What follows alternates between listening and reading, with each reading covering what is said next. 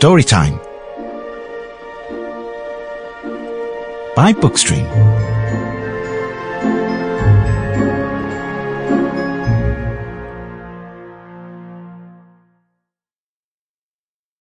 The Snow Queen by Hans Christian Andersen.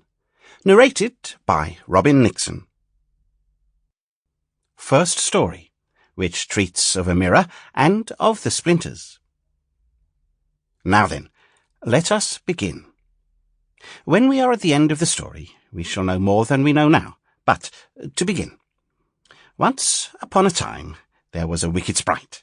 Indeed, he was the most mischievous of all sprites. One day he was in a very good humour, for he had made a mirror with the power of causing all that was good and beautiful, when it was reflected therein, to look poor and mean. But that which was good for nothing and looked ugly was shown magnified and increased in ugliness. In this mirror the most beautiful landscapes looked like boiled spinach, and the best persons were turned into frights or appeared to stand on their heads. Their faces were so distorted that they were not to be recognized, and if anyone had a mole, you might be sure that it would be magnified and spread over both nose and mouth. "That's glorious fun," said the sprite. If a good thought passed through a man's mind, then a grin was seen in the mirror, and the sprite laughed heartily at his clever discovery. All the little sprites who went to his school, for he kept a sprite school, told each other that a miracle had happened, and that now only, as they thought, it would be possible to see how the world really looked. They ran about with the mirror, and at last there was not a land or a person who was not represented, distorted in the mirror. So then they thought they would fly up to the sky and have a joke there. The higher they flew with the mirror, the more terribly it grinned. They could hardly hold it fast.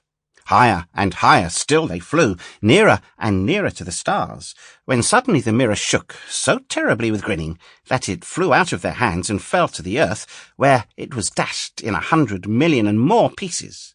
And now it worked much more evil than before, for some of these pieces were hardly so large as a grain of sand, and they flew about in the wide world, and when they got into people's eyes, there they stayed.